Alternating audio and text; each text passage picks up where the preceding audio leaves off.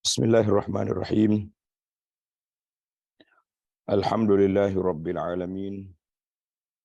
Wassalatu wassalamu ala rasuli rabbil alamin. Nabiyyina wa habibina wa qudwatina Muhammad ibn Abdullah wa ala alihi wa sahbihi wa man sar ala nahjihi wa ihtada bihadihi wa istanna bisunnati ila yaumiddin. Amma ba'du. Yang dihormati Fadil Ustaz Rizal dan semua Presiden ahli-ahli Global Ihsan, muslimin dan muslimat, para pencinta ilmu sekalian, Assalamualaikum warahmatullahi wabarakatuh. Alhamdulillah, syukur kita kepada Allah Azza wa Jalla kerana dapat meneruskan pengajian kita dalam tafsir Aisarut Tafasir, surah yang kita akan bincangkan di sini iaitulah surah Ali Imran. Jadi para jemaah sekalian, alhamdulillah kita sentiasa bersyukur kepada Allah Azza wa Jalla apa saja keadaan, dalam apa saja suasana yang kita ada sebagai orang mukmin. Dua sifat dia, syukur dan sabar. Syukur dan sabar. Jadi kalau kita terima benda yang baik, kita syukur. Kalau terima benda yang tak baik, kita sabar. Jadi pengajian kita pada kali ini, para jemaah sekalian, untuk yang ada tafsir Aisar ataupun yang tak ada tafsir Aisar, berbukalah tafsir pagi kita tu. Tafsir Pimpinan Rahman pun cantik. Tajuknya surah Ali Imran ayat 93. Suratu Ali Imran ayat 93, bermula ayat 93. InsyaAllah kita berakhir ayat 97. 93 sehingga ayat 97 biiznillahi azza wa jalla. Jadi oleh kerana sound system dia tak apa kemas, jadi anak tak baca ayat lah. Kita baca pendek-pendek je untuk kita terus kepada terjemahan dan juga huraian. Jadi itulah hidup manusia ni, itulah ada waktu susah, ada waktu senang, ada waktu sihat, ada waktu lapar. Jadi tajuk yang kita akan bincang di sini iaitulah kerana Bani Israel pandai-pandai mengharamkan perkara yang Allah Ta'ala halal ataupun mencipta agama apa yang mereka nak, bukan ikut apa yang dikehendaki oleh Allah Azza wa Jalla. Maka kerusakan mereka itu perlu kita pelajari. Kalau tidak, agama kita ni akan dimasuki oleh banyak ajaran-ajaran yang asing daripada Islam, akan dimasukkan ke dalam agama ini secara orang panggil paksa, dan dimasukkan dengan bukan secara fakta. Ini cukup berbahaya kepada kedudukan agama pada masa-masa yang akan datang. Baik, bagi yang ada tafsir Aisar, yang terjemahan seperti dalam gambar yang di belakang saya tu, muka surat 144.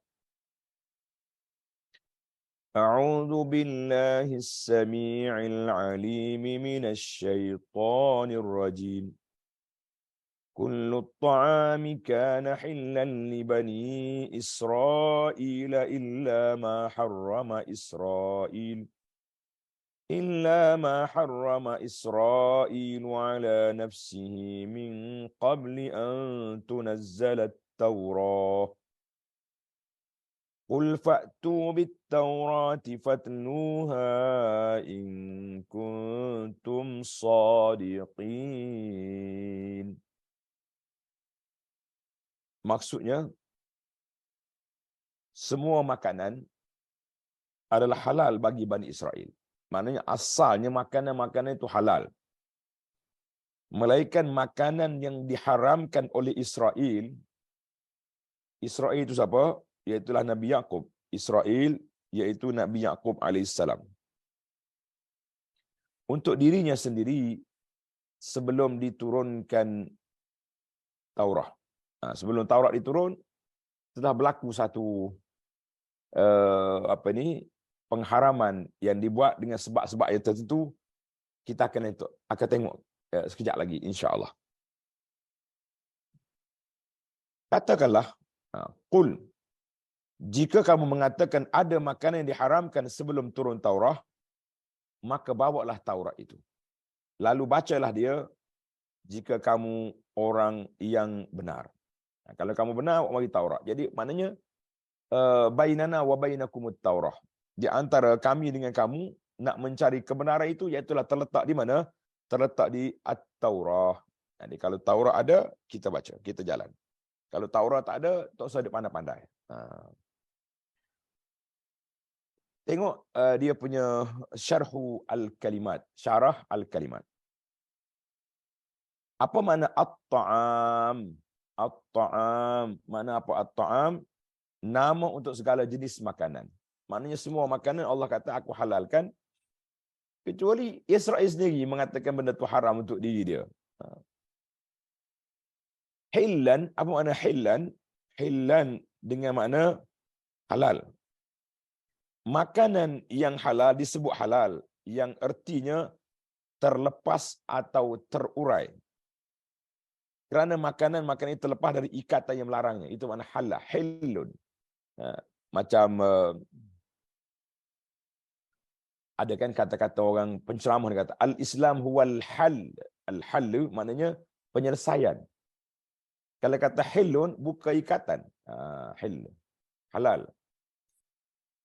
Jadi hillan li bani Israel, Bani Israel anak cucu keturunan Nabi Yaqub alaihissalam. Yang dijuluki dengan nama Israel. Bani Israel, mana anak cucu Yaqub. Mereka berasal dari keturunan anak-anak Yaqub yang berjumlah 12 orang. Dan mereka ada sehingga sekarang. Tuan Syekh Al-Jazairi rahimahullah kata, dia kata ila yaumina hadza. Maknanya keturunan Israel itu yang ori, yang asli memang ada. Lama lah keturunan itu panjang. Macam kita umat Muhammad sallallahu alaihi wasallam ni, keturunan Nabi sallallahu alaihi wasallam, dia panggil Ahlul Bait, maujud. Ada yang banyak yang aslinya, yang orinya. Tapi jangan lupa yang mengaku menyamar pun mungkin ada juga. Biasalah benda-benda baik ni orang menyamar. Macam sekarang ni lah. Saya pun letih dah. Ramai ustaz-ustaz kita dah penat. Iaitu apabila ni gambar-gambar kita digunakan oleh scammer, hidup jual saham, nipu orang ni, guna nama nak gambar-gambar ustaz. Jadi biasa orang jenis-jenis nak mengaku ni, nak cari kepentingan tu ada. Jangan mudah percayalah kita pun. Jadi Bani Israel itu ada yang asli. Sama juga dengan Ahlul Bait, keturunan Nabi, alhamdulillah, ada yang asli. Dan ada orang yang mengaku. Konon-konon dia ni keturunan Nabi SAW. Berhati-hatilah kita. Maknanya kalau betul sahih dia keturunan Nabi pun, kita diajar oleh Nabi SAW supaya ikut ajaran Nabi. Bukan ikut ajaran keturunan dia yang mereka rekakan ibadat itu. Nah. Harrama dengan mana mencegah dan melarang. Mencegah dan melarang. At-Taurah, kitab Allah yang diturunkan kepada Nabi Musa AS. Beliau juga dari keturunan Nabi Yaqub. Nabi Musa sendiri mari daripada Israel. Di pasal itu dipanggil Bani Israel. Nabi Musa, Bani Israel. Baik. Fatluha, bacalah Taurat itu di hadapan khalayak ramai. Buka kitab, kita bentang kepada orang ramai, agar kita boleh mendapat penjelasan tentang benar atau tidaknya pengakuan kamu itu. Jadi ada ke tidak dalam kitab Taurat mengatakan bahawa benda ni haram, tak boleh dimakan berdasarkan kepada syariat Allah Azza wa Jalla, ataupun semata-mata Israel yang ada masalah kesihatan, dia yang menghalang perkara itu, menjadikan benda itu haram untuk dia. Itu ayat 93. Kita berpindah kepada ayat 94. فَمَنِ افْتَرَى عَلَى اللَّهِ الْكَذِبَ مِنْ بَعْدِ ذَلِكَ فَأُولَئِكَ هُمُ الظَّالِمُونَ. Maka barang siapa mengada-ngada dusta terhadap Allah. Hak Tuhan kata halal, dia diharamkan. Yang Tuhan kata haram, kita pergi halalkan. Tanpa dalil, tanpa bukti. Maka sesudah itu, sesudah mendapat Taurat, mendapat maklumat yang jelas dari kitab Taurat, maka merekalah orang-orang yang zalim. Orang zalim, orang yang mereka-reka dalam agama, kemudian nisbahkan kepada agama. Itu zalim nama dia. Tengok dia punya mufradat ataupun syarhul kalimat. Iftara al-kazib. Iftara al-kaziba, membuat-buat dan mengucapkan kebohongan. Kemudian dikata daripada Allah Azza wa Jalla, bukan daripada Allah. Mereka kata. Dia buat kata. Ini cukup berbahaya. Cukup berbahaya. Yang kita bimbang hari ini macam ni lah. Tu kita duduk cakap, duduk bincang tentang hadis palsu sekarang ni. Duduk sibuk hadis palsu ni hadis ke tidak? Termasuk dalam hadis dhaif ke tidak? Itu dibahaskan oleh para ulama. Kerja kita para pendakwah sekarang ni habiskan masa dengan membincangkan tajuk yang lebih besar, iaitulah menyekat, menghalang, membongkar hadis-hadis palsu yang diguna pakai dalam buku-buku silibus kuliah kita ni. Ada yang dibaca di masjid, ada yang menjadi bahan cerita yang disampaikan oleh penceramah-penceramah.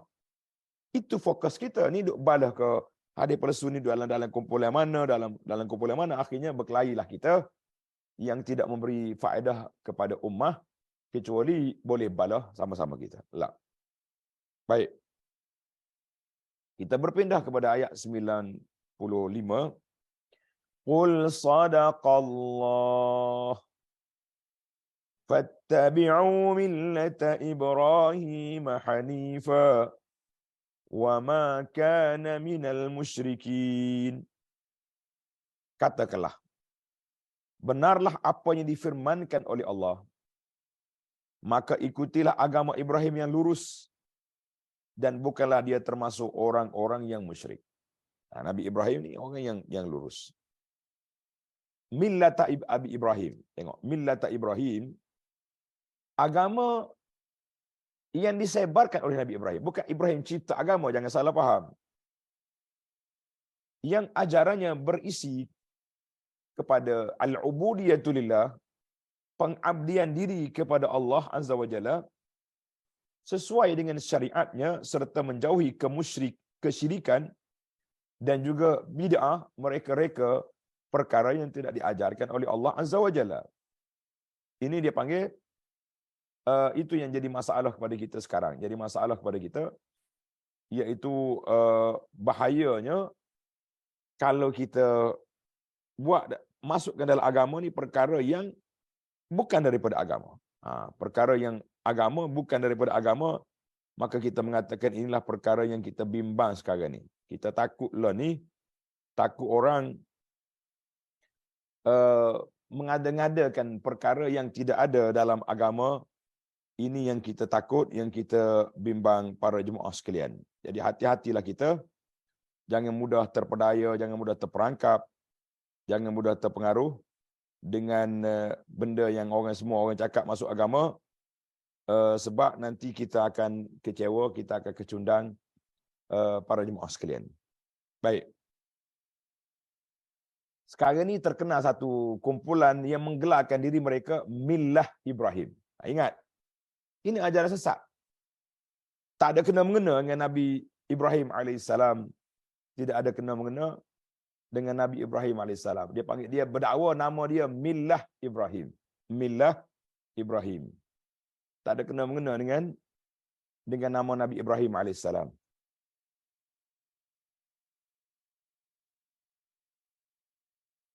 Juga ambil buku Mekah sama Madinah.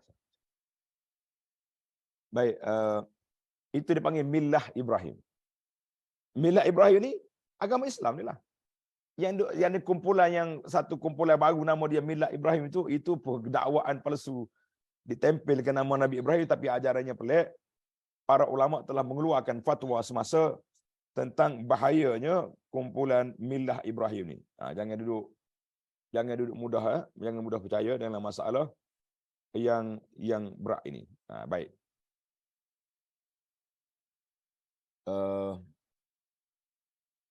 Hanifan. Bagaimana Hanifan? Hanifan dengan mana cenderung meninggalkan kesyirikan kepada tauhid, murnikan tauhid kepada Allah Azza wa Jalla. Itu dipanggil Hanif. Hanif ini orang yang menuju kepada jalan Allah Azza wa Jalla, meninggalkan syirik dan segala maksiat, derhaka kepada Allah Azza wa Jalla. Baiklah para jemaah sekalian, inilah di antara bila orang cakap tentang apabila selesai daripada baca Quran kita kata sadaqallah, sadaqallahul azim. Ya, ada ulama kata eloknya kalau kita nak suruh orang berhenti baca Quran bukan sadaqallah, kita kata hasbuk. Tapi ada kata ni Tuhan sendiri sebut sadaqallah, memanglah sadaqallah. Allah Taala sebut dalam Al-Quran dan memang semuanya apa yang Allah Taala sebut itu benar. Ya, jadi timbullah masalah yang ada ini.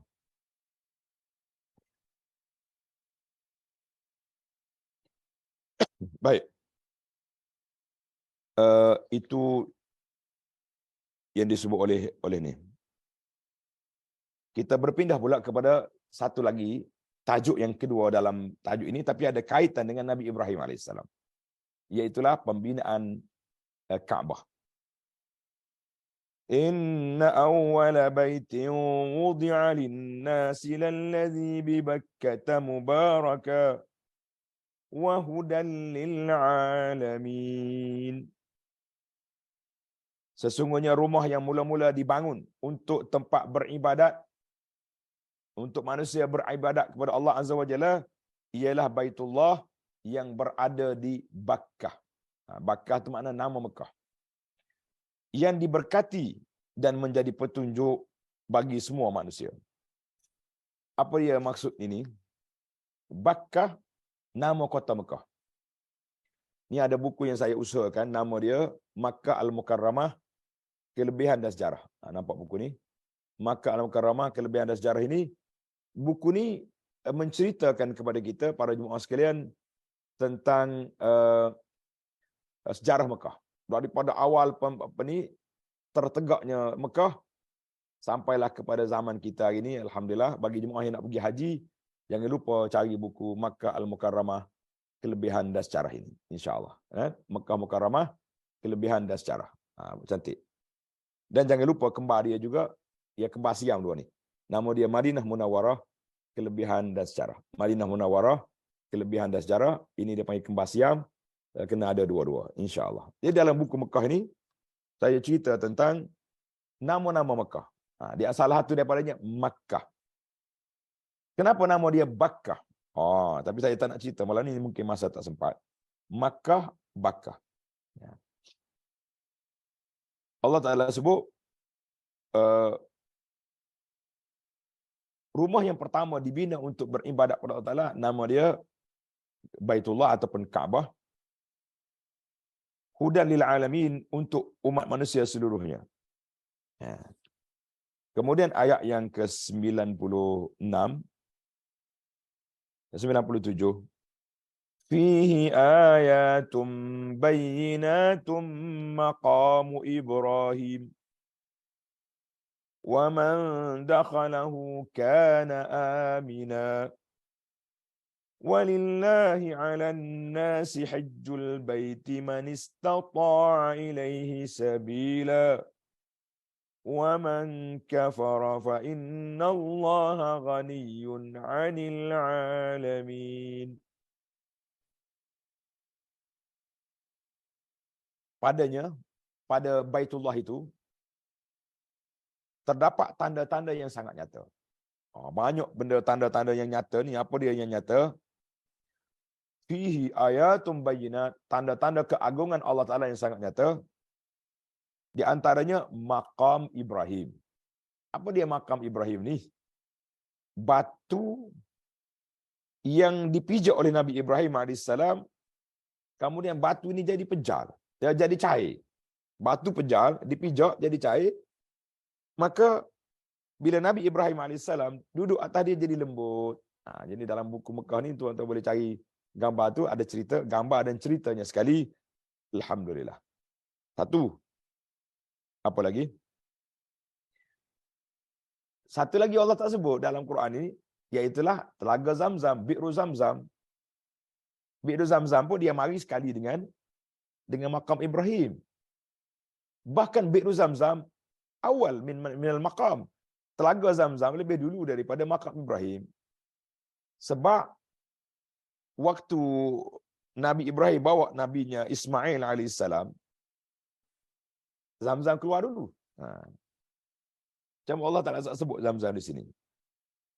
Tengok dalam mufradat dia kata, maaf, terjemahan tak habis lagi tadi. Walillahi ala, sesiapa yang masuki Baitullah itu menjadi amanlah dia. Mengerjakan haji adalah kewajipan manusia terhadap Allah, iaitu bagi orang yang sanggup, mampu mengadakan perjalanan ke Baitullah, dia panggil istita'ah. Istita'ah ni ada kemampuan. Sekarang ni kemampuannya zahir ada duit, kemudian fizikal tubuh badan sihat,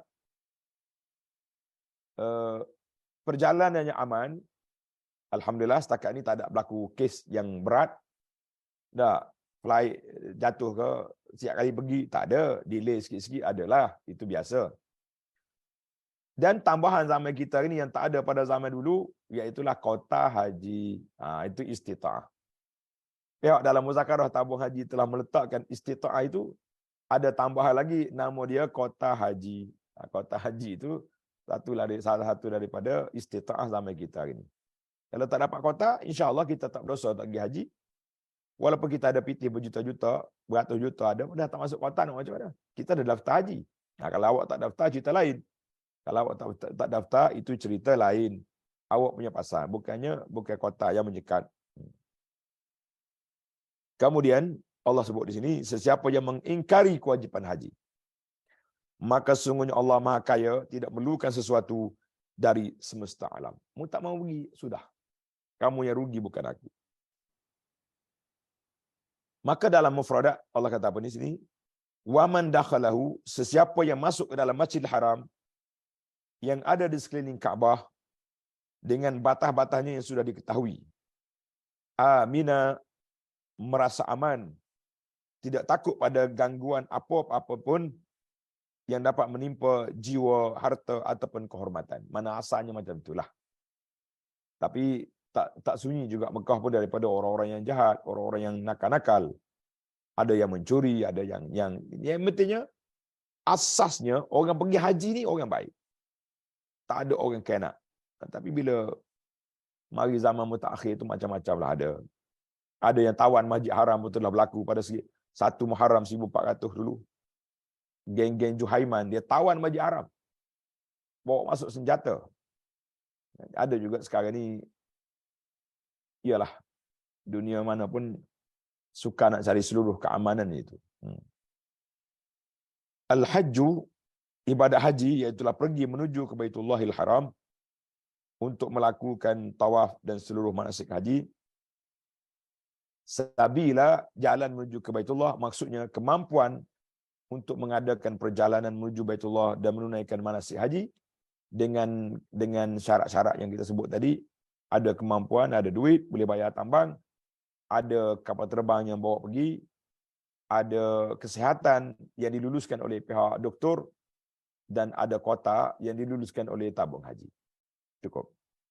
Cuma tadi makam Ibrahim tadi ada nota kaki dia. Kita tak terbaca. Tengok balik, undur balik ke makam Ibrahim. Menarik ni.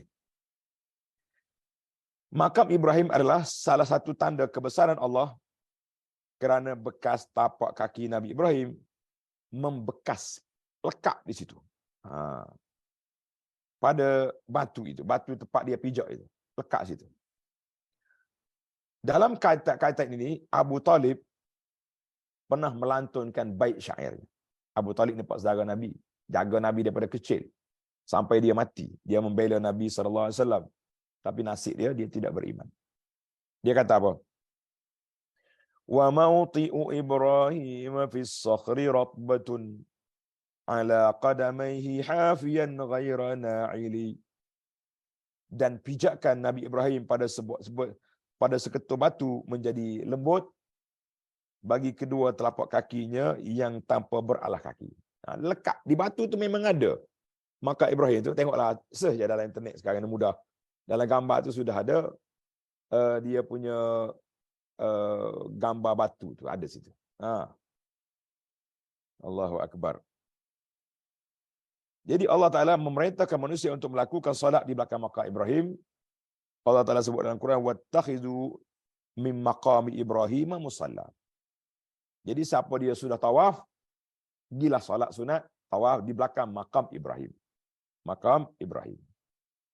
Alhamdulillah para pelajar sekalian, tamatlah terjemahan ayat dan juga mufradat ayat dan sebahagian daripada mafhumul ayah yang telah kita masukkan sekali di dalam perbincangan ini. Sekarang kita berpindah kepada makna ayat 93 sehingga 97 secara umumnya. Rangkaian ayat-ayat ini masih berkait dengan bantahan terhadap ahli kitab Yahudi yang buat benda pelik ni. Jadi ayat ini masih lagi berkait dengan mereka.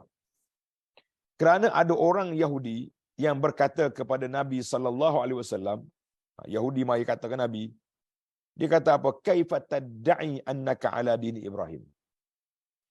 Hey Muhammad, kita kata sallallahu alaihi wasallam, bagaimana kamu boleh mengaku mengikut agama Nabi Ibrahim sedangkan kamu memakan makanan yang diharamkan dalam agamanya?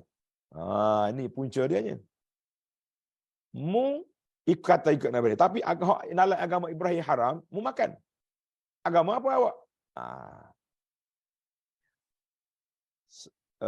Seperti luhumul ibil wa albaniha, daging unta dan susu dia. Daging unta dengan susu dia, mana dia kata haram bagi Bani Israel. Haram bagi Nabi Ibrahim. Dia kata haram bagi Nabi Ibrahim. Dia mu kata ikut Nabi Ibrahim, tapi makan. Maknanya kamu ni kontra, bercanggah dengan ajaran Ibrahim. Apa awak ni? Sedap. Maka Allah Ta'ala membantah anggapan bohong mereka itu dengan firman-Nya, kullu ta'am kana hillal li Bani Israel. Semua makanan halal. Mana ada? Yakni anak cucu Nabi Yaqub yang dikenali dengan nama Israel, dan tidak ada satu makanan yang diharamkan ke atas mereka dalam agama Nabi Ibrahim kecuali suatu makanan yang diharamkan oleh Israel Yaqub di atas diri dia secara khusus. Apa sebab? Tengok dia punya cerita. Disebabkan beliau pernah bernazar, iaitu suatu ketika Yaqub terkena penyakit yang cukup membuatnya menderita. Tengok nota di bawah tu. Kebanyakan meriwayat menyebut bahawa sakit diderita oleh Nabi Yaqub adalah dia panggil irqul nasa. Semacam sakit tulang dan orak. Sakit orak dengan sakit tulang. Dan nazar yang beliau ucapkan dengan meninggalkan makan dan minuman kesayangannya, dia kata kalau aku sembuh ni aku tak nak makan ni daging unta dengan susu unta ni, tak nak makan. Itu merupakan ijtihad beliau semata-mata dan bukan ketentuan syariat daripada Allah. Sebab nazar semacam itu termasuk hal yang mubah, yang harus. Bagi siapa pun boleh meninggal sesuatu yang hukumnya mubah bila saja ia menginginkan. Terlebih lagi jika ia meninggalkannya dalam rangka mencari pahala dari Allah dan sebagai saranan untuk mencapai harapannya seperti kesembuhan penyakit dan derita. Macam kita sekarang lah, contohnya orang ni kata, kalau aku ni, dia sakit, dia bersumpah, dia kata wallahi, ataupun dia bernazar, kalau saya sakit aku ni, aku tak nak makan buah sekian-sekian. Tak nak makan dah buah buah durian yang mahal-mahal tu. Tak nak makan dah siput yang mahal-mahal contohnya. Tak nak makan dah makanan yang mahal, restoran yang mahal. Itu hak dia. Orang ada duit dia nak makan mahal, pergi je lah. Sibuk apanya dah. Kita pun sekali-sekala kalau orang belajar, kita makan juga. Tapi itu dipanggil nazar. Nazar ni kita tak boleh nak umumkan benda yang kita tak suka kepada orang. Kau untuk kita je, orang lain tak boleh kacau. Itu maksudnya. Jadi dia menderita, maka dia tinggalkan itu demi ijtihad daripada dia. Daripada Nabi Yaqub. Maka beliau bernazar dengan nama Allah Ta'ala, jika Allah menyembuhkannya, maka beliau akan meninggalkan makanan dan minuman yang paling beliau sukai, paling beliau sukai selama ini. Apa dia? Tengok nota di bawah. Imam Ibnu Majah meriwayatkan dalam kitabnya As-Sunan, Sunan Ibnu Majah, bahawa Anas bin Malik radhiyallahu anhu berkata, aku mendengar Rasulullah sallallahu alaihi wasallam bersabda, ubat untuk menyembuhkan penyakit arkun nasa ni, iaitulah penyakit yang orak dengan sarah tadi ni, iaitu dia panggil buntut. Ilyatus syatin. Ekor kambing. Lemuk dia ekor kambing. Kambing betina. Kemudian dicairkan, lalu dibagi menjadi 3 bahagian, kemudian diminum langsung setiap hari 1 bahagian. Mana ambil lemuk di ekor tu, cairkan dia, kemudian minum. Itu ubat. Anas mengatakan, kata Anas, maka hal itu aku beri kepada beberapa orang yang kena penyakit ini dan mereka sembuh dengan izin Allah Azza wa Jalla. Itu pengalaman. Baik, Nabi Yaqub tadi selesai masalah. Maka di sini ternyata daging unta dan air susunya merupakan makanan minuman yang paling disukai oleh Yaqub. Maka beliau pun meninggalkannya demi kerana Allah semata-mata. Inilah makna dari firman-Nya, semua makanlah halal bagi Bani Israel, melainkan apa yang diharamkan oleh Israel untuk dirinya sendiri sebelum Taurat diturunkan. Sebab ketika Taurat diturunkan kepada Nabi Musa, beberapa abad selepas wafatnya Nabi Ibrahim dan Nabi Yaqub alaihi wassalam, baru mari Taurat. Kerana itu mana mungkin kamu menuduh bahawa Nabi Ibrahim tidak makan daging unta dan tidak minum air susunya. Baru jelas sekarang ni. Mu tuduh tu karut takut tu. Ini benda kemudian kamu tuduh untuk orang awal. Mana boleh? Kalau itu, datanglah Taurat dan bacalah. Nescaya kamu akan mendapatkan bahawa apa yang diharamkan oleh Allah Ta'ala kepada orang Yahudi adalah disebabkan oleh kezaliman dan kelakuan mereka yang suka melampaui batas, maka Allah mengharamkan atas mereka sejumlah jenis makanan, dan itu terjadi sesudah masa Nabi Ibrahim dengan jarak beberapa abad yang sangat jauh. Tak ada. Tengok dalam ayat surah An-Nisa ayat 160, fa bizulmin minal ladzina hadu harramna alaihim thayyibatin uhillat lahum wa bisaddihim an sabilillahi katsira. Maka disebabkan kezaliman orang-orang Yahudi, kami haramkan ke atas mereka memakan makanan yang baik-baik yang dahulunya dihalalkan bagi mereka, dan kerana mereka banyak menghalangi manusia dari jalan Allah. Jadi oleh kerana dia jahat, banyak khianat, maka Allah haramkan ke atas mereka beberapa perkara yang mereka suka. Apa dia yang diharamkan itu? Ini ayat surah Al-An'am ayat 146. Wa 'alal ladzina hadu harramna kulli dhi zufur wa minal baqari wal ghanami harramna 'alaihim shuhumahuma illa ma hamalat zuhuruhuma awil hawaya aw makhtalata bi'adh dzalika jazainahum bibaghihim wa inna lasadiqun. Dan kepada orang-orang Yahudi, ini ayat surah apa ni? Surah Al-An'am 146. Dan kepada orang-orang Yahudi kami haramkan segala binatang yang berkuku. Tak boleh makan binatang berkuku. Dan dari lembu dan kambing kami haramkan ke atas mereka lemak dari kedua binatang itu. selain lemak yang melekat di punggung kedua-duanya atau di perut besar dan usus atau yang bercampur dengan tulang, demikianlah kami hukumkan mereka disebabkan kederhakaan mereka dan sungguhnya kami adalah maha benar. Jadi oleh mana tak ada kena-mengena dengan Nabi Ibrahim. Kamu duk condemn Nabi, kono-kononnya makan daging tapi ikut Ibrahim. Tak, itu condemn yang tak kena tempat, kata dia para ulama.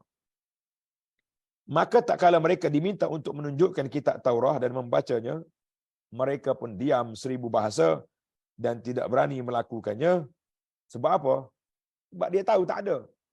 Dengan demikian hujah Nabi SAW menang di atas hujah ataupun dakwaan mereka. Firman Allah Ta'ala yang mengatakan, siapa dia Allah Ta'ala sebut tadi, faman iftara 'ala Allahil kadhiba min ba'di zalik fa ulaika humuz zalimun. Sesiapa yang mengada-ngadakan dusta terhadap Allah setelah mari Taurat, membuat lagi benda ni sesudah hujah yang kuat ini bahawa Allah Ta'ala tidak pernah mengharamkan kepada Nabi Ibrahim AS dan juga kepada Bani Israel suatu makanan dan minuman kecuali sesudah turunnya kitab Taurat, terkecuali apa yang diharamkan oleh Israel, yang Yakub kata dirinya, untuk tidak makan daging dan susu unta. Itu cerita lain. Jika orang-orang Yahudi masih berbuat pembohongan, maka mereka adalah orang-orang yang zalim disebabkan oleh pembohongan mereka terhadap Allah Azza wa Jalla dan juga umat manusia.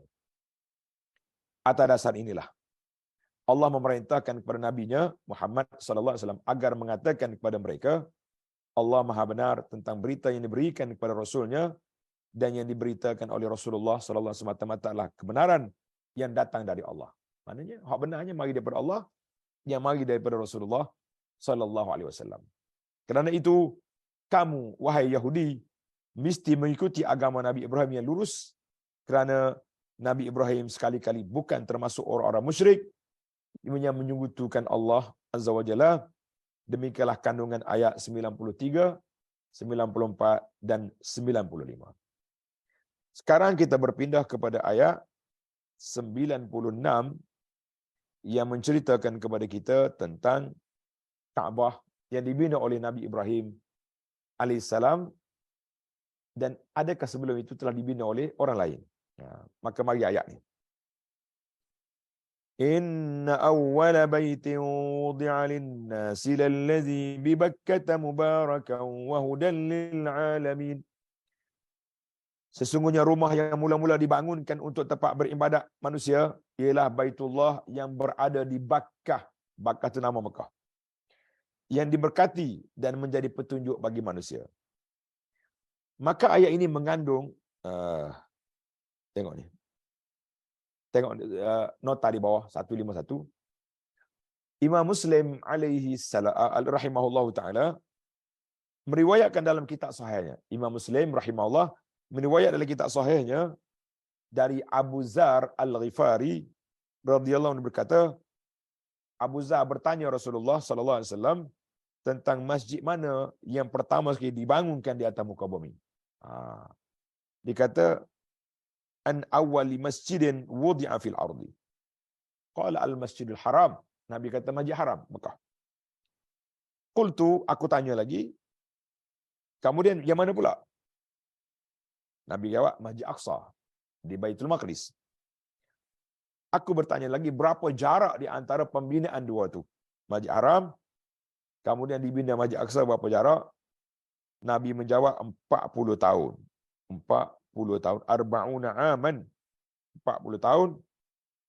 Kemudian bumi ini seluruhnya dijadikan bagi kamu sebagai masjid. Maka di mana kamu mendapati waktu solat, solatlah dia. Jadi bagi umat Muhammad ni senang. Kita boleh sembahyang mana-mana saja asalkan bersih, suci. Tak susah-susah. Tak macam orang dulu. Orang dulu kena solat dalam biara, dalam gereja, dalam bangunan, dalam rumah ibadat. Kita umat Muhammad ni asal kena solat je. Masa tu kita kena mudahkan. Atas kereta kita kena ada kapek. Masuk waktu solat tak ada berhenti di masjid payah. Tak. Kita duduk piknik ke tepi laut, ke tepi pantai, ke tepi air terjun ke mana. Masuk waktu cari kiblat, solat je lah. Tak ada surau pun tak apa. Ada surau boleh juga. Itu cerita.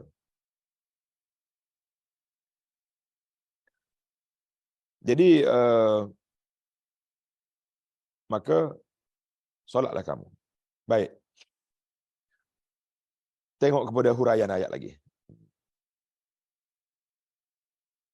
Maka ayat ini mengandungi sanggahan terhadap kaum Yahudi yang mengatakan bahawa Baitul Maqdis ialah kiblat pertama yang disyariatkan oleh Allah agar manusia menghadap kepadanya. Tapi kenapa Muhammad sallallahu alaihi wasallam dan sahabat-sahabatnya berpaling dari kiblat Baitul Maqdis dan beralih menghadap ke arah Kaabah? Padahal Kaabah adanya kebelakangan. Dia kata Kaabah mari kemudian. Kenapa kamu tengok Kaabah? Menghadap ke arah Kaabah. Maka Allah memberitahukan bahawa rumah yang pertama kali dibangunkan untuk beribadat kepada Allah adalah Kaabah. Jangan salah anggap. Bukan Baitul Maqdis. Dia nak hak dia ya Yahudi ni, nak apa ni?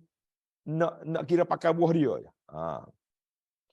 Allah Taala menjadikan Kaabah ini penuh barakah selama dunia masih ada. Keberkatan tidak akan pernah terpisah darinya. Maka sesiapa yang ingin mencari keberkatan itu dengan berkunjung, melakukan umrah, haji, tawaf di Baitullah, maka ia akan memperoleh keberkatannya. Bukan pergi gosok, pergi duduk selfie depan Kaabah. Apa ni? Yang patutnya kita pergi tawaf, beribadat di situ. Jadi Allah SWT juga menjadikan Kaabah sebagai petunjuk bagi umat manusia seluruh dunia, pedoman ke arah mana kita nak hadap ketika kita salat. Bukan sembah Kaabah. Ni ada orang bukan Islam, dia pening-pening kepala. Dia kata, kamu kata kami sembah berhala, mu sembah Kaabah. Kita kata, no, kami tidak sembah Kaabah.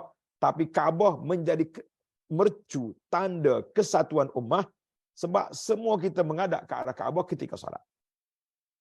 Kalau tidak, saya rasalah tuan-tuan yang duduk satu rumah ni pun mungkin mengikut lokasi bilik.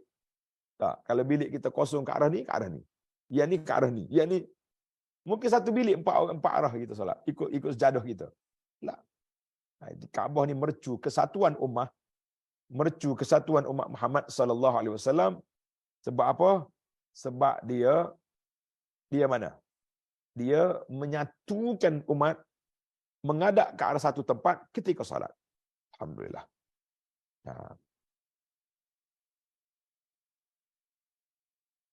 Allah Ta'ala menjadikan Kaabah sebagai petunjuk bagi umat manusia seluruh dunia, bagi orang-orang yang beriman datang ke Kaabah untuk menunaikan haji dan umrah, sehingga mereka akan mendapat banyak petunjuk dan hidayah dengan perjalanan hajinya itu. Tengok ni. Tengok nota di bawah tu, nota 152 tu. Imamul Qurtubi rahimahullah menyebutkan riwayat dari Imam Mujahid yang mengatakan pernah terjadi saling membanggakan diri di antara kaum muslimin dan kaum Yahudi. Yahudi mengatakan Baitul Maqdis lebih utama dan lebih mulia daripada Kaabah kerana ia menjadi tempat hijrahnya para nabi di tanah yang suci. Kaum muslimin menjawab, tidak. Kaabah lah yang paling utama dan mulia. Maka Allah Ta'ala turunkan ayat ini, inna awwala baitin wudi'a lin-nasi lallazi bi Bakkata mubarakan wa hudan lil alamin. Baik, balik semula kepada huraian kita di atas. Orang-orang yang melaksanakan salat, sama ada berada di timur atau di barat, mereka salat menghadap Kaabah, sehingga dengan begitu mereka memperoleh pahala. Di Kaabah, seorang dapat mengingati Allah hingga ia mendekatkan diri kepadanya, dan ini merupakan petunjuk hidayah yang sangat besar. Sebab Allah Ta'ala sebut fihi ayatun bayyinatun, pada Kaabah terdapat tanda-tanda yang sangat nyata. Maksudnya dalam Masjid Haram terdapat petunjuk-petunjuk yang nyata keagungan Allah Azza wa Jalla, di antaranya maqam Ibrahim. Iaitulah berupa batu yang digunakan Nabi Ibrahim berdiri ketika baginda membangunkan Kaabah, lalu kedua tapak kakinya itu membekas di atas batu tersebut. Ini merupakan keajaiban. Di antaranya pula terdapat telaga Zam-Zam, Hijr Ismail, Safa dan Marwah dan tempat-tempat suci yang lainnya, yang semuanya adalah tanda-tanda keagungan Allah Azza wa Jalla. Mari orang Melayu ni pula pergi cari tiajing nak peluk, macam-macam perangai yang dibuat oleh masyarakat kita. Tak habis-habis. Ustaz, ayo ni orang pesan lah Ustaz. Kata pesan berapa? Orang pesan suruh peluk tiajing. Kata, karut ni. Gila peluk tiajing, nanti jin awak hantar balik ke Malaysia, tak boleh haji kan. Jangan main. Kan?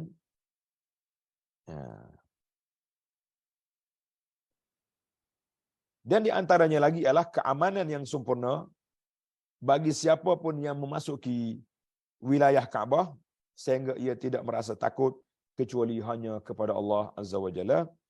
Sebagaimana firman Allah Ta'ala berfirman, sesiapa yang masuk ke Kaabah maka dia aman. Wa man dakhalahu kana amina. Wa man dakhalahu kana amina. Siapa dia masuk, dia aman. Tengok ada nota perbincangan sikit di bawah tu, menarik juga. Bentuk kalimah ayat ini berupa kalimah berita. Siapa dia masuk, dia aman. Tapi maknanya sama dengan kalimah perintah. Jadi maksudnya adalah, sesiapa yang masuk ke Baitullah, maka berilah ia rasa aman.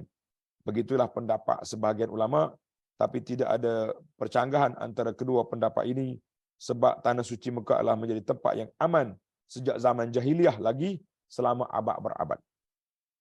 Kerana Allah memasukkan rasa hormat suci dalam hati-hati bangsa Arab. Baitul Maqdis sering dikuasai oleh raja-raja bengis, maka mereka menghancurkannya berkali-kali, sementara Mekah dijaga oleh Allah dengan mengusir para penguasa zalim darinya. Abrahah cuba nak hancurkan Kaabah, dia menjadi seperti ka'asfin ma'kul, seperti daun kayu yang dimakan ulat. Jangan gurau, jangan kacau. Rasa aman yang melekat pada Baitullah ini ada semenjak bangsa Arab hidup dalam kegelapan jahiliah dan situasi kehidupan mereka tanpa hujung yang melanda mereka, tetapi Allah menjadikan hati mereka hormat dan mensucikan tanah haram, serta merasa berkewajipan menjaga, memberikan rasa aman bagi sesiapa pun yang masuki wilayah ini untuk haji dan umrah. Maka Allah beri jaminan, wa man dakhalahu kana amina. Siapa dia masuk, dia aman. Baik, setelah Allah Ta'ala menyebutkan Baitullah Al-Haram beserta keberkatan, petunjuk dan tanda-tanda kebesarannya, maka Allah mewajibkan kepada hamba-hambanya yang beriman kepadanya dan kepada Rasulnya sallallahu alaihi wasallam untuk menunaikan ibadat haji ke Baitullah agar mereka memperoleh kebaikan, keberkatan dan petunjuk.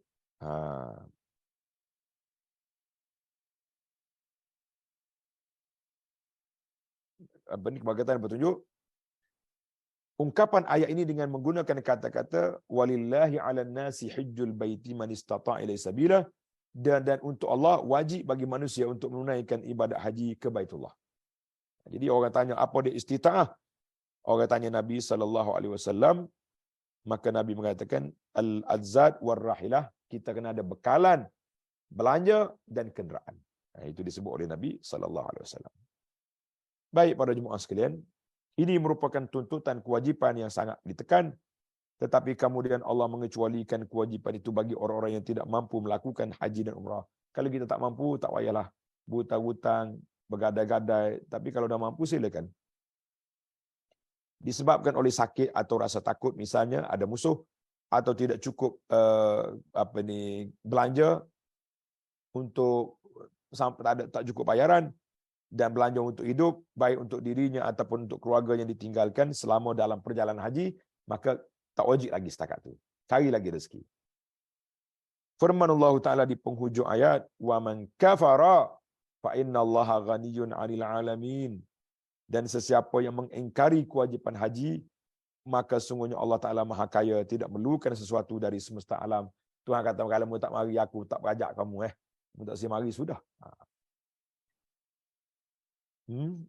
Ini adalah merupakan arahan daripada Allah Azza wa Jalla, khabarun, maklumat daripada Allah bahawa orang yang engkar kepada Allah dan Rasulnya dan tidak mau melakukan ibadat haji ke Baitullah setelah adanya ayat-ayat dan hujah-hujah yang sangat jelas ini, maka sikapnya itu tidak membahayakan siapa pun kecuali bagi dirinya sendiri. Sedangkan Allah Ta'ala tidak akan terkena bahaya sedikit pun sebab dia yang maha berkuasa ke atas hamba-hambanya dan dia tidak memerlukan sesuatu daripada makhluk-makhluk yang diciptakannya. Maknanya kalau kita tak pergi haji, kita ada duit, ada kemampuan, tak pergi haji, Allah tak rugi, yang ruginya awak. Jadi kita syorkanlah kepada para jemaah muslimat sekalian yang ada kemampuan, jangan cuba-cuba menculas daripada mendaftarkan diri pergi haji. Dan kalau kita dah daftar, kita tunggu kota, tak dapat lagi, insya-Allah kalau kita mati di saat sedang menunggu, mudah-mudahan Allah Taala ampunkan kita, Allah maafkan kita, kerana istita'ah man istata'a belum sampai kepada kita. Sebagai kesimpulan kepada ayat yang kita baca, ayat 93 dan 97, apakah pelajaran yang dapat kita ambil? Apa yang dapat kita ambil? Yang pertama, bukti adanya nasikh, penghapusan dalam syariat, aturan yang dibuat oleh Allah. Maknanya hak lama, hukum lama dibatalkan hukum baru berlaku dalam syariat. Sebab diterangkan di sini bahawa Allah Ta'ala pernah mengharamkan kepada kaum Yahudi apa yang pernah dihalalkan kepada mereka. Jadi berlaku. Dua, bantahan atas anggapan kaum Yahudi bahawa Nabi Ibrahim pernah dilarang, diharamkan kepadanya daging dan susu unta. Jadi tak berlaku benda tu. Yang ketiga, pembuktian atas kenabian Nabi kita Muhammad sallallahu alaihi wasallam dengan pengakuan kaum Yahudi sendiri dan ketidakmampuan mereka melawan, membantah hujah-hujah kebenaran yang dibawa oleh Nabi kita Muhammad sallallahu alaihi wasallam. Baitullah atau Kaabah dibangun sebelum Baitul Maqdis. Dan Kaabah ini merupakan rumah yang pertama kali dibangun untuk beribadat dengan melakukan tawaf di sekelilingnya. Cuma beza ulama tentang siapa yang bina dulu Kaabah. Dalam buku ini terjawab, insya-Allah kita mengatakan, ada riwayat mengatakan Nabi, malaikat dulu bina. Kemudian disambung oleh Adam. Kemudian disambung oleh Syis. Kemudian mari zaman Nabi Nuh tenggelam air Abi. Sehinggalah Allah Ta'ala, wa izbawwa'na li Ibrahim makanal bait, kami beri tunjuk pada Ibrahim tapak rumah. Jadi Ibrahim yang membina, maka Kaabah dibina zaman Nabi Ibrahim lah, yang turun-temurun sampai ke zaman Quraisy, sampai ke zaman kita hari ini. Alhamdulillah. Cerita panjang, tengok dalam buku Mekah. Baitullah ataupun Kaabah dibangun sebelum Baitul Maqdis. Yang kelima, disyariatkan mencari keberkatan dengan mengunjungi Baitullah, berhaji, tawaf, beribadat di sekelilingnya. Yang keenam, menyegerakan melaksanakan ibadat haji ketika mampu. Kalau mampu, jangan tangguh-tangguh. Salah satu dalil menunjukkan bahawa kewajipan haji mesti disegerakan ketika sudah mampu, ialah ayat ini. Jika tidak ada sesuatu yang menghalangnya, kita segerakanlah kalau kita mampu, insya-Allah. Yang ketujuh, isyarat atas kekafiran orang yang meninggalkan haji, padahal dia mampu menunaikannya, sementara tidak ada sesuatu yang menghalangnya untuk sampai ke Baitullahil Haram, tapi hanya kerana ia tidak peduli. Ni. Jadi bila dia tak peduli, dia kena pergi cepat mengerjakan haji. Kan?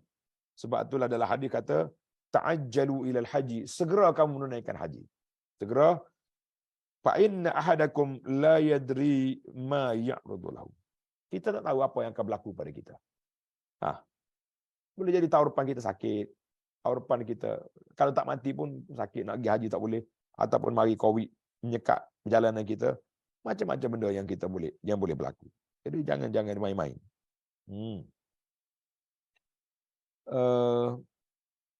Jadi kalau waman kafara di sini maknanya bagi orang yang engkar betul-betul kafir lah. Tapi boleh jadi kufur nikmat. Kufur nikmat, orang ada harta, ada kemampuan, ada kesihatan, tapi tak mau pergi haji. Tak daftar pun haji lagi. Kita daftar dulu. Timbul soalan, menarik soalan ni. Banyak kali orang tanya. Dia kata, Ustaz, saya dah daftar haji, tapi belum dapat kota. Boleh tak saya pergi umrah dulu? Umrah. Selagi tak pergi haji, pergi. Kita kata, na'am, pergi. Tidak jadi halangan, tidak jadi masalah. Dan kalau kita mampu, silakanlah. Tapi ingatlah, jangan pergi umrah sampai mereka duit nak naik haji dah habis. Lah. Sekarang ni tahun ni, jangan main duit naik haji. orang yang ada kemampuan sudah 30,000 lebih dengan tabung haji. Dengan package mungkin bermula dengan 50,000.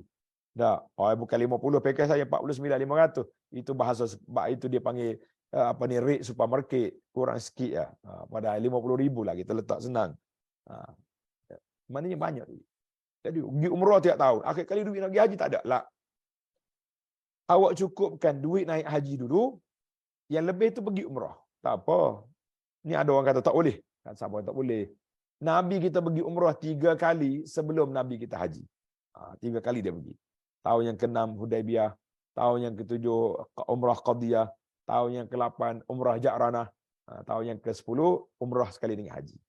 Nah, tidak jadi masalah. InsyaAllah. Tengok nota di bawah, kita tamatkan perbincangan. Terdapat ijma' ulama' bahawa kewajipan haji hanya sekali di seumur hidup. Hal ini berdasarkan hadis Rasulullah sallallahu alaihi wasallam ketika Nabi mengatakan Allah Taala fardukan ke atas kamu haji. Jadi bangun seorang sahabat nama dia Al-Aqra bin Habis. Dia tanya, "Afi kulli am ya Rasulullah?" Tiap hari, tak tahu kena raja. Nabi marah. Nabi kata, "Lau qultu na'am la wajabat wala mastata." Kalau aku kata ya, wajib haji setiap tahun pun tak akan mampu. Jadi Nabi kita marah. Nabi kata, "Diamlah. Kalau aku tak cakap, jangan duk tanya banyak. Ini waktu perundangan. Waktu kita hari ini tak apa tanya pun. Kecuali ustaz tu malah nak jawab, malah nak layan. Cerita lain." Maka Nabi kata, siapa dia haji, ada kemampuan, pergi. Tak ada kemampuan, tak payah pergi. Haji hanya sekali seumur hidup. Wa qala Umar, "Man ataka al-hajj." Ini kata-kata yang sahih daripada Sayyidina Umar. Siapa dia mampu pergi haji, falam yahujju. Dia tak pergi daftar. Tak daftar langsung haji. Tak mau. Duit dia habis pergi sana sini. Habis dunia dia pergi haji tak pergi. Fasawa'un alaihi mata yahudiyan au nasraniyan. Ikutlah mu nak mati ikut Yahudi, ikut Nasrani. Haji tak mau pergi. Jadi kata-kata Umar ni keras, memberi amaran kepada orang-orang yang ada kemampuan tapi tak mau pergi haji. Mudah-mudahan tuan-tuan, para pelajar, pencinta ilmu yang ada bersama kita ni, semuanya sudah menghaji ataupun yang belum haji lagi sudah mendaftar untuk naik haji. Kita doakan supaya kita dapat berkumpul di Arafah dalam waktu yang terdekat bagi orang yang belum haji lagi, dan kita doa juga orang yang sudah pergi haji pun dapat kota, sama ada kota resmi atau kota furada. Nahnu najtami' fi Arafah, kita berkumpul balik di Arafah fi waqtin qarib, dalam masa yang terdekat. Amin ya rabbal alamin. Baiklah. Tamatlah perbincangan kita. Insya-Allah kita akan sambung ayat 98 dalam CD yang akan datang. Subhanakallahumma wa bihamdika asyhadu an la ilaha illa anta astaghfiruka wa atubu ilaik. Wa sallallahu ala nabiyyina Muhammad wa ala alihi wa sahbihi ajma'in walhamdulillahi rabbil alamin. Wassalamu alaikum warahmatullahi wabarakatuh.